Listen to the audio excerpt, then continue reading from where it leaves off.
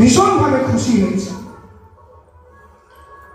তো এটা আমাদের এই ঘাটাল মহকুমার যত কেন্দ্র মন্দির রয়েছে, উপজেলা কেন্দ্র রয়েছে, তাদের প্রত্যেকের প্রয়াসে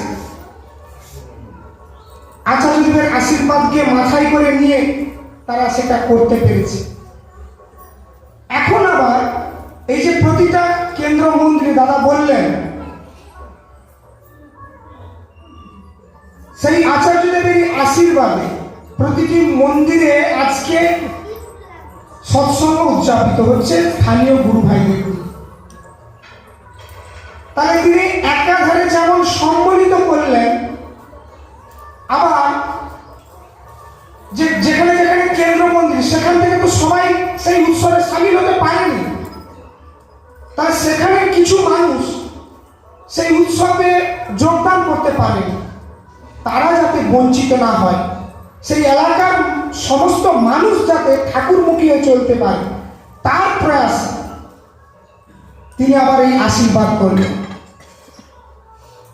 ঠাকুরের কথায় আশীর্বাদ মানে অনুশাসনবাদ, অর্থাৎ তার কথা মেনে চলাই আমাদের একান্ত ধর্ম।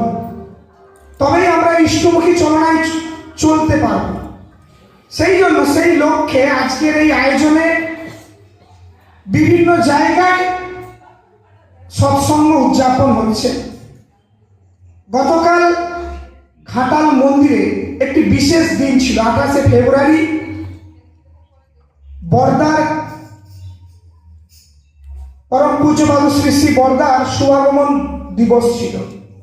সেখানে সন্ধ্যায় উপস্থিত হয়েছিলাম, সৎসঙ্গ হয়েছিল, উপস্থিত হয়েছিলাম, রাত্রিবাসও করেছি। ওখান থেকে সকালে এসে এখানে আমরা উপস্থিত হয়েছি। তো সেখানেও দেখছি অনেক মানুষের উচ্ছ্বাস, মায়েদের উচ্ছ্বাস। কাল সন্ধ্যা থেকেই একটা উৎসব ভাব। ঘাটাল আমাদের প্রত্যেকেরই প্রাণ কেন্দ্র, ঘাটালকে জড়িয়েই সমস্ত কেন্দ্র মন্দিরগুলি উপস্থাপন তো হয়েছে। সেই জন্য এই মন্দিরকে কেন্দ্র করে আরো যত সমস্ত কেন্দ্র মন্দির হয়েছে, আবার এই রামদেবপুর মন্দিরকে কেন্দ্র করে অনেক কেন্দ্র রয়েছে, তাদেরও সৎসঙ্গ হয়তো অনেকেই সন্ধ্যায় উদযাপন হবে। যেখানে যার সুযোগ হবে যাবেন, গিয়ে আমরা এই পরস্পরের মধ্যে যে ভাব বিনিময়, ঐক্যবদ্ধ হয়ে ঠাকুরকে নিয়ে যে চলার যে আনন্দ, সেটা একে অপরের মধ্যে ছড়িয়ে দেব। আর তার